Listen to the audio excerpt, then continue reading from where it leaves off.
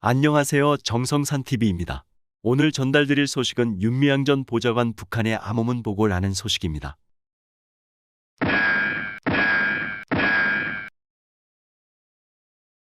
본 소식에 앞서 해당 기사에 대한 국민들은 국민샹년 윤샹년, 민주당 의원 절반은 간첩으로 봐야 함.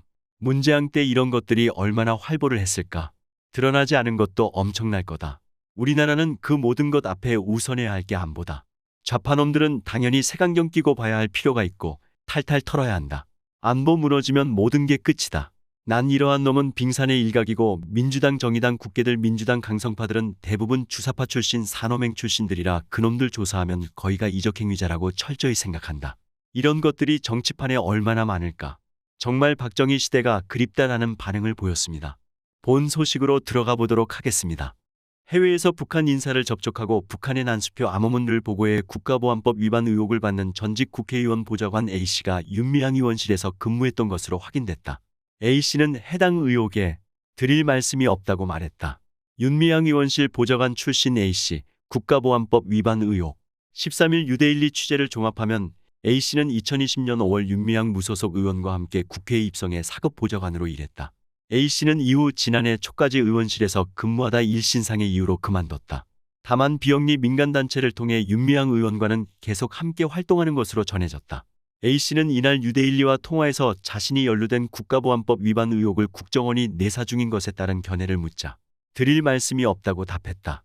의혹을 부인하는 것이냐는 질문에도 A씨는 같은 답변으로 일관했다. 윤미향 의원실 관계자는 관련 질문에 취재에 응하지 않겠다고 답했다. 윤미향 의원은 수차례 연락을 시도했지만 닿지 않았다. 문화일보는 지난 11일 국정원이 최근 A씨의 국가보안법 위반 의혹을 내사 중이라고 보도했다. 국정원은 A씨가 2016년쯤 베트남에서 북한 인사를 접촉한 것으로 파악하고 이후 서울 시내에서 인터넷을 사용해 북한의 난수표 암호문 보고를 했다고 본다. A씨가 대북 보고를 보낸 시점은 국회의원 보좌관으로 근무했던 시기와 겹치는 것으로 알려졌다. 윤미향 의원과 A씨는 국회에 들어오기 전부터 같은 비영리 민간단체에서 함께 일한 동료였다. 윤미향 의원이 대표로 있던 김복동의 희망에서 A씨는 운영위원으로 활동했다. 또 다른 운영위원인 안모 씨도 윤미향 의원실에서 비서관으로 근무했다. 곽상도 전 미래통합당 국민의힘 전신 의원은 2020년 6월 윤미향 의원의 보좌진 채용과 관련 위안부 할머니들은 1만 원 한 장 못 받았다고 절규하고 있는데 윤미향 주변에 가면 이렇게 남들과 달리 돈들이 거저 생기는 것 같고 또 이번에는 국회의원 되시고 나서 보좌관 자리, 비서관 자리까지 이렇게 막 생겨나고 있다고 비판한 바 있다. 당시 윤미향 의원실에서 근무했던 한 관계자에 따르면 의원실에서는 업무 영역에 있어서 윤미향 의원과 과거 일했던 경험이 있는 동료들과 나머지 보좌진 사이에 거리감이 있었다고 한다.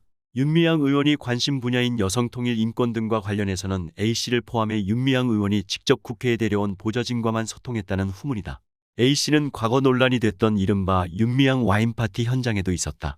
윤미향 의원은 코로나19 확산세로 비상상황이던 2020년 12월 10일 SNS에 지인들과 식사 자리에서 마스크를 벗은 채 와인잔을 든 파티 사진을 공개했다가 방역조치 미준수 논란에 휩싸였다. 해당 사진에는 윤미향 의원과 A씨가 와인잔을 든 모습이 담겼다. 당시 윤미향 의원은 위안부 피해자인 고 기런옥 할머니 생일을 기념하기 위해 파티를 했다고 해명했지만 정작 기런옥 할머니를 찾은 적도 없다는 사실이 알려져 논란이 가중됐다. 또 윤미향 의원은 기런옥 할머니의 생일과 나이 등도 잘못 알고 있었다. A씨 통일전문지 통일뉴스서 기자로 근무. 국가보안법 위반 의혹에 휘말린 A씨의 과거, 경력도 눈에 띈다. A씨는 이른바 국내 유일의 인터넷 통일 전문 정론지임을 자임하는 통일뉴스에서 2010년부터 2020년까지 기자로 활동해 외교 북한 정치 관련 기사를 수천 건 썼다. 특히 A씨는 2016년쯤 베트남에서 북한 인사를 만났다는 의혹을 샀는데 2015년 12월 초 A씨는 베트남 현지에서 취재한 기사를 특집으로 연재했다. 이 기사는 윤미향 의원이 대표로 있던 한국정신대문제대책협의회와 함께한 기획으로 베트남 전쟁에서 한국군에 의해 피해를 입은 민간인을 조명하는 내용이다. A씨는 전쟁의 진실을 통한 평화의 장제하의 기사 2015년 12월 4일자에서 인간이라면 누구나 보장받아야 할 생명과 자유, 행복을 추구할 권리를 침해한 실수에 대한 이유를 이야기해야 진실을 알 수 있다. 그리고 진실은 미국, 한국 등이 답하기를 바라는 것 아닐까 라며 베트남 전쟁의 책임을 미국과 한국에 돌리는 듯한 주장을 했다. A씨는 통일뉴스에 근무하면서 국방부 출입기자단 가입을 시도했던 것으로도 전해졌다. 실제로 A씨는 이 매체에서 다수의 국방 관련 기사를 쓰기도 했다. 이와 관련한 질문에 통일뉴스의 한 관계자는 본지와 통화에서 취재에 응하지 않겠다고 답했다. A씨 관련 의혹에는 저희도 현재 알아보고 있는 정도 수준이라고 일축했다. 다만 이 관계자는 A씨 관련 의혹이 언론에 공개된 것을 두고 정보를 흘리는 것은 여러 목적이 있고 여러 수준이 있다며, 예를 들어 윤미향에 대한 우리 사회의 통념이나 여러 가지가 있는데 그런 것들하고 어우러져 있을지도 모른다고 주장했다. 윤미향 남편 김삼석, 남매 간첩단 사건의 주역. 이번 의혹을 계기로 윤미향 의원의 남편 김삼석 씨의 과거도 재조명된다. 김삼석 씨는 1994년 여동생 김은주와 함께 남매 간첩단 사건의 주역으로 활동하다 재판에 넘겨져 징역 4년에 자격정지 4년형을 대법원에서 확정받았다. 당시 김삼석 씨 남매는 1992년 함께 일본으로 건너가 반국가 단체로 규정된 제1한국민주통일연합 한통령 관계자들과 만났다는 등의 혐의 국가보안법상 회합통신 등을 받았다. 이후 김삼석 씨는 2014년 재심을 신청했다. 2016년 3월 서울고등법원이 재심을 받아들였고 일부 유죄가 인정돼 징역 2년에 집행유예 3년이 선고됐다.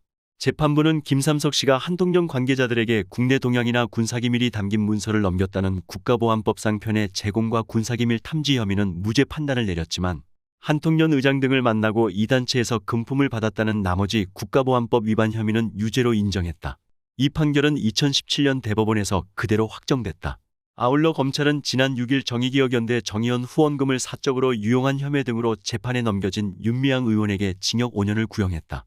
윤미향 의원은 2017년 11월부터 2020년 1월까지 3년여간 일본 군위안부 피해자 기론옥 할머니의 심신장애를 이용 7,920만 원을 기부 중요하게 한 혐의 등을 받는다. 검찰은 7,920만 원 기론옥 씨가 받은 여성인권상 상금 1억 원 중 5천만 원도 포함된 것으로 보고 있다.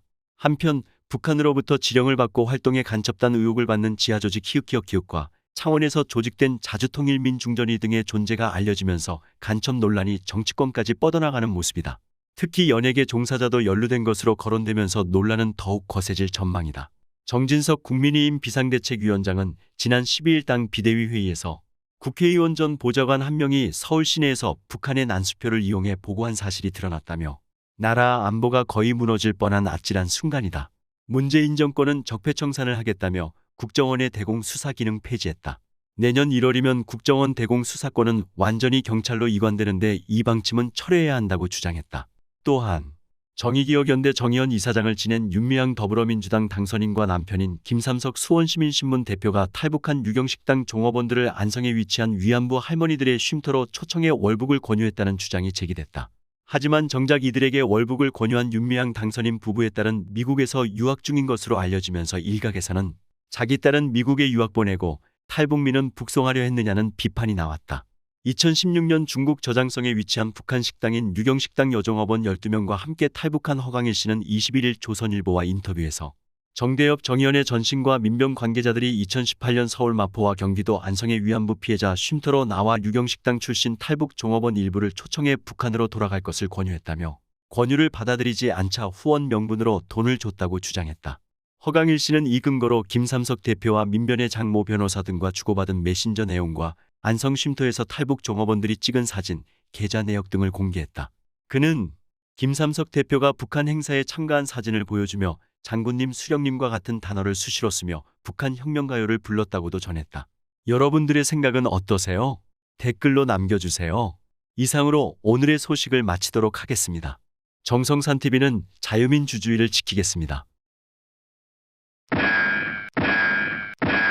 구독과 좋아요, 알림 설정 부탁드립니다. 감사합니다.